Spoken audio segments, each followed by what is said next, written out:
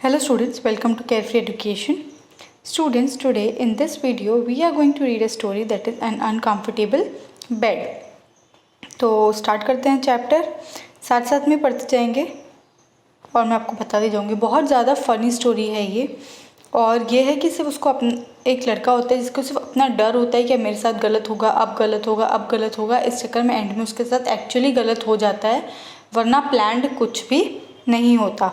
बहुत अच्छी स्टोरी है, बहुत ध्यान से आप सुनिए और समझते हैं इसको।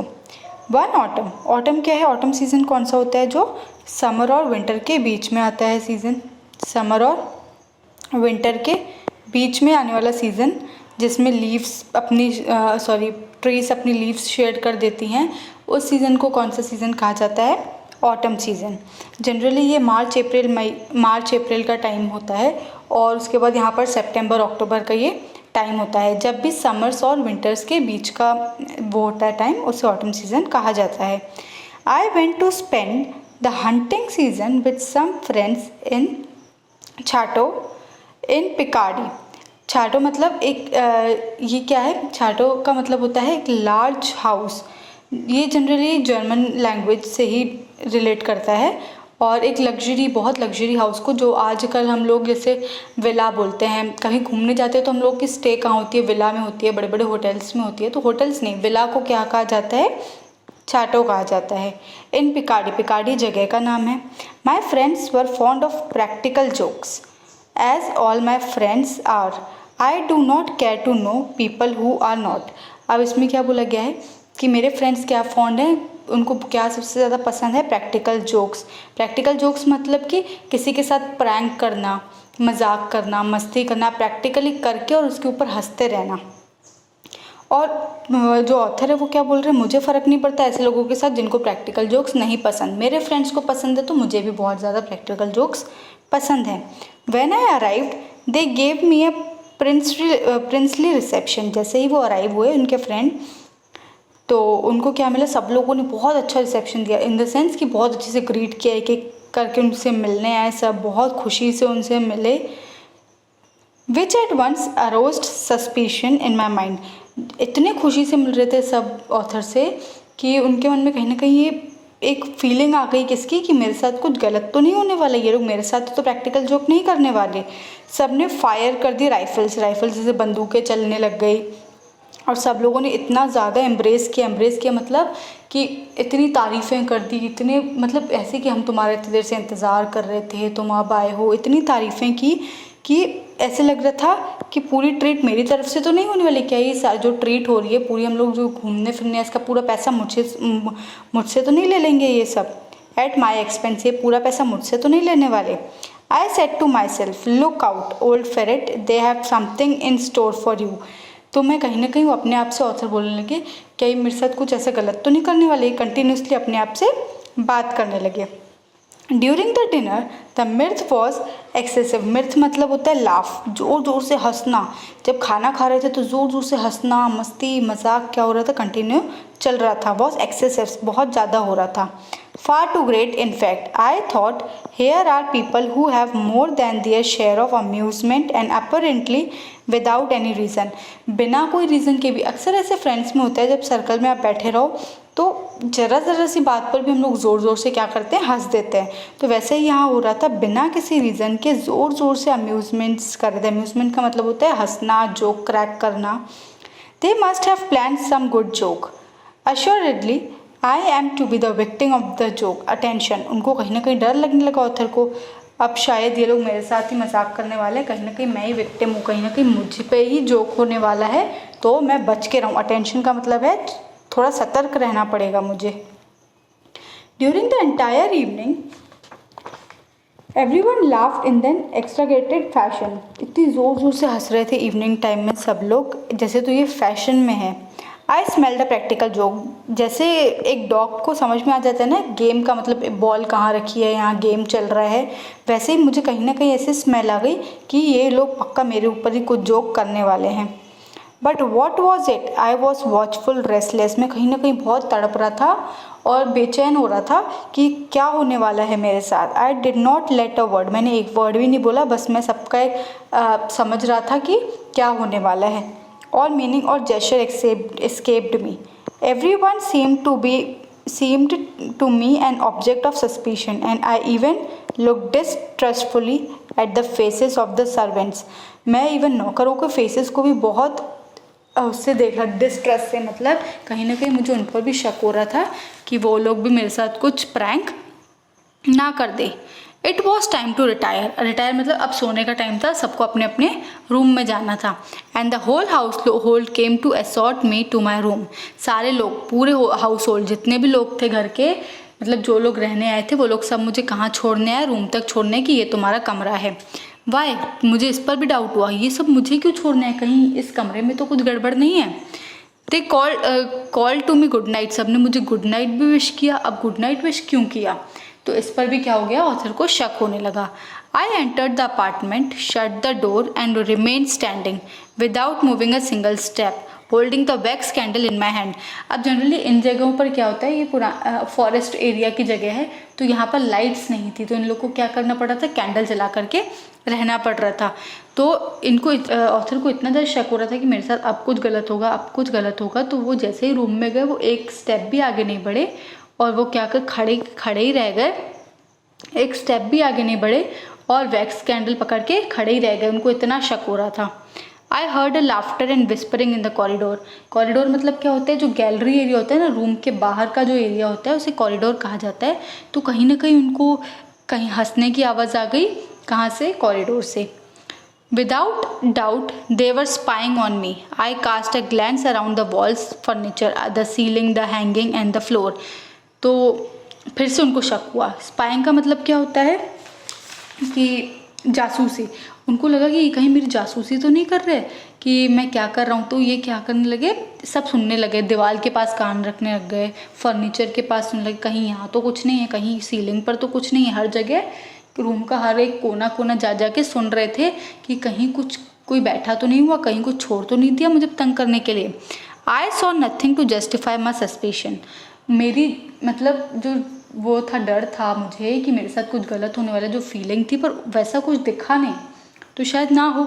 आई heard people moving about outside my door. I had no doubt they were looking through the की whole.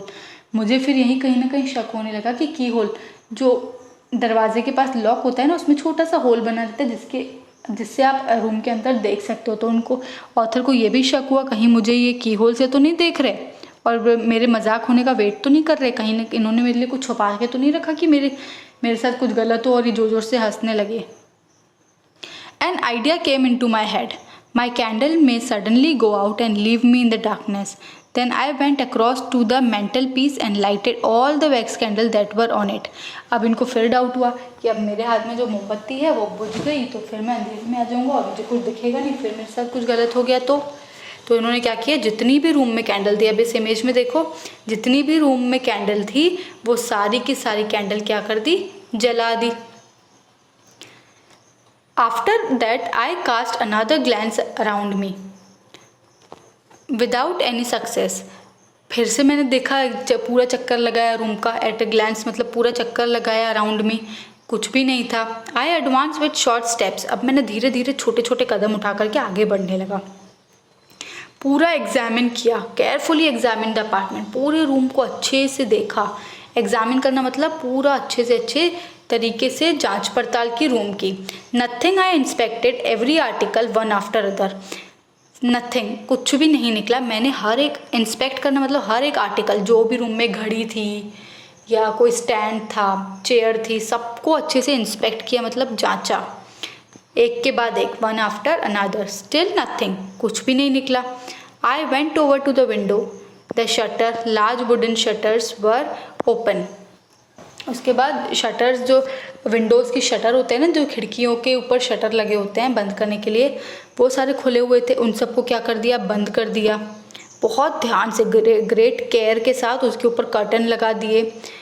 Place a chair in the front of them, और उसके ऊपर फिर उसके सामने एक चेयर भी रख दी कि कोई इसको खोल ना पाए। So as to have nothing to fear from outside, जैसे कि बाहर से कुछ आ न जाए। Then I cautiously set down, उसके बाद मैं बहुत ध्यान से बैठ गया। कहाँ पर बैठ गया? आर्म चेयर पर, जो सॉलिड थी।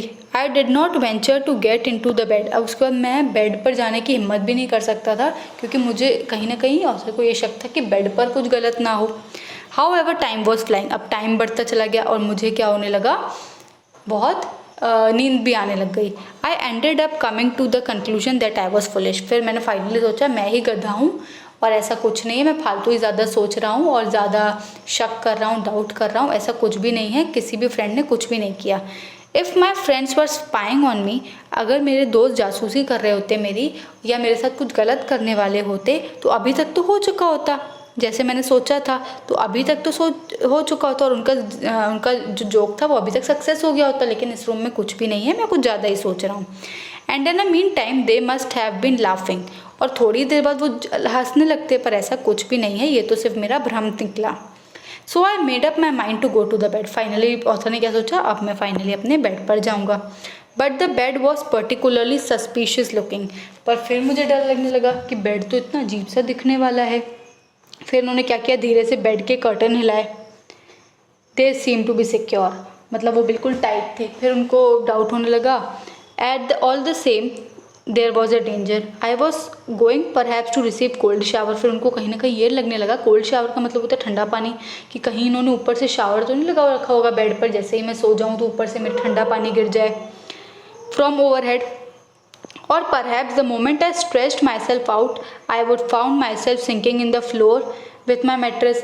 या तो मैं उस गद्दे पर जाकर के सोता हूँ, मैट्रेस का मतलब होता है गद्दा, गद्दे पर जाकर सो जाऊँ और कहीं मैं पानी में डूब गया तो नीचे गड्ढा हुआ और मैं गद्दे के सहित, मैट्रेस मतलब होता है गद्दा जो हम लोग पलंग के ऊपर बिछाते हैं, इस गद्दे के साथ मैं डूब गया तो, इसके नीचे कुआं हुआ तो, और उसमें पानी में, सिंकिंग का मतलब होता है डूबना, मैं डूब गया तो। I searched in my memory for all the practical jokes. मैंने अपने ही दिमाग में क्या किए, सारे मेमोरी से सर्च कर ली कि क्या क्या मेरे साथ गलत हो सकता है। I had experience and I did not want to be caught. मैं बस गलती से पकड़ा न जाऊँ और ये लोग मेरे ऊपर हंसे नहीं, ऐसा कोई जोक मेरे ऊपर ना हो कि इनको हंसने का मौका मिले, क्योंकि ये तो कोई शर्म की बात होगी ना कि मेरे ऊपर सारे लोग हंसने लगेंगे तो। Certainly not, certainly not. Then I suddenly thought of precaution which I believe I would be effective. फिर मैं उसने क्या किया, कुछ ना कुछ प्रिकॉशन लेकर के धीरे से चलता हूँ, तो उसने क्या किया, I caught hold of a side of a mattress cautiously. उसने क्या किया, गद्दे के एक कॉर्नर को पकड़ा और उसको अपनी तरफ धीरे धीरे वेरी स्लोली उसको खींचा। इट केम अवे, वो गद्दा आ गया। Followed by the sheet and the rest of the bed clothes. I dragged all this objects into a very middle of the room facing the entrance. अब इसने क्या किया, धीरे धीरे गद्दे को हिलाया, फिर उसके ऊपर की बेडशीट को घसीटा और उसके ऊपर के जो पिलो थे और जो बाकी सारे सामान थे उनको धीरे धीरे अपने साइड पुल किया और सब आ गया, मतलब कोई भी मजाक नहीं हो रहा था। आई मेड माई बेड, और फिर जो दरवाजे के पास ज़मीन होती है ना, उस ज़मीन के पास ही इसने गद्दे वद्दे लगा लिए और वहीं सो गया। I made my bed over as best I could at some distance from the suspected bedstead and the corner which had filled me with such anxiety. अब वो पलंग से हटा करके उसने क्या किए, सारे गद्दे वद्दे कहाँ लगा दिए, दूसरी जगह पे लगा दिए कि वहाँ अगर मेरे साथ प्रैंक होने वाला होगा तो भी नहीं हो पाएगा, और दूसरे कॉर्नर पर लगा दिए। Then I extinguished all the candles, उसके बाद सारी कैंडल्स उसने बुझा दी। And groping my way I slipped under the bed clothes. अब सारे कमरे में अंधेरा हो गया, उसको कुछ दिख नहीं रहा था, तो जो गद्दा लगाया था उसी पर वो खुद ही गिर गया, स्लिप हो गया उसी गद्दे पे, बेडशीट से वो स्लिप हो गया। For at least another our I remained awake, और 1 घंटा और वो आंखें बंद ही नहीं कर रहा था कि कहीं मेरे साथ अब प्रैंक ना हो जाए, अब प्रैंक ना हो जाए। स्टार्टिंग ऑल द स्लाइस्ट साउंड, छोटी छोटी सी आवाज़ से भी वो जल्दी से उठ जा रहा था कि अरे अब तो कुछ नहीं हो गया। Everything seemed quite chateau. I fell asleep, अब फाइनली देखा कि कुछ भी मेरे साथ गलत नहीं हो रहा है, वो फाइनली सो गया। I must have been in a deep sleep, finally उसको बहुत गहरी नींद आ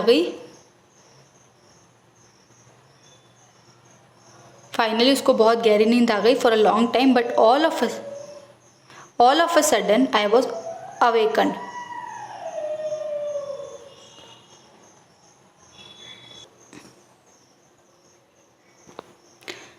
For a long time, but all of a sudden I was awakened with a start by a fall of a heavy body. अब देखो क्या होता है, ये कमरे का दरवाज़ा है, फिर इसने क्या किया, नीचे गद्दा बिछा दिया। क्यों? क्योंकि उसको पलंग से डर लग रहा था कि उसके पास प्रैंक ना हो जाए। ऊपर से उसने पूरी मोमबत्तियाँ बिजा रखी थी रूम की, तो पूरे में क्या था, रूम में डार्क हो गया था। क्या हो गया था? डार्क हो गया था। अब जो सर्वेंट था वो इसको सुबह सुबह चाय और बिस्किट देने आया, तो क्या हो गया, उसको अंधेरे में दिखा नहीं कि नीचे गद्दा लगा हुआ है, और ये पूरा का पूरा इसके ऊपर चाय भी गिर गई, बिस्किट भी गिर गया, और ये इंसान खुद भी इसके ऊपर आकर के गिर गया। अब इसमें यही है, अब मैं समझाती हूँ एक बार फिर से आपको। I was awakened with a start by a fall of a heavy body। एक हैवी बॉडी आकर के मेरे ऊपर गिर गई, tumbling right on the top of my own, मेरे अपने ऊपर। At the same time I received on my face, on my neck and on my chest a burning liquid which made me utter a howl of a pain। और उसके body पे क्या, उसके चेहरे पर, उसके गले पर और उसके चेस्ट पर क्या हुआ, एक लिक्विड, बर्निंग लिक्विड मतलब कि गरम चाय गिर गई, और उसके पेन, उसको उसका गरम का बहुत ज़्यादा पेन होने लगा। And a dreadful noise as if a sideboard laden with the plates and dishes had fallen down almost deafened me. अब जो उसके ऊपर जो सारी चीज़ें गिरने लगी, ज़मीन पर प्लेट्स गिरने लगे, इतनी ज़ोर से आवाज़ें आ रही थी, ऐसा लग रहा था कि मैं बहरा हो गया हूँ। I felt myself suffocating under the weight that was crushing me and preventing me from moving। अब ये इंसान इसके ऊपर गिर गया, तो इसके सफोकेशन का मतलब उसको बहुत ज़्यादा घबराहट होने लगी, जो इसके ऊपर इंसान गिरा हुआ है, ना ये हिल पा रहा है ना कुछ कर पा रहा है, तो इससे बहुत घबराहट होने लगी। ये हिल भी नहीं पा रहा था और वो इंसान इसके ऊपर से हट भी नहीं रहा था। I stretched out my hand to find out what was the nature of the object। अब अंधेरे में कुछ दिख नहीं रहा था, तो ये सब हाथ हिला हिला के देख पा रहा था कि एक्चुअली हुआ क्या है, क्या गिरा है मेरे ऊपर, उसको कुछ समझ ही नहीं आ रहा था। I felt a face, a nose and a whisker। Then अब मैंने हाथ लगाया तो मुझे एक नाक, हाथ से उसको नाक समझ आया, एक फेस समझ में आया और विस्कस समझ आया। Then with all my strength I launched out a bowl at this face, but I immediately received a hail of coughing which made me jump straight out of the soak sheets and rush in my night skirts into the corridor, the door of which I found open।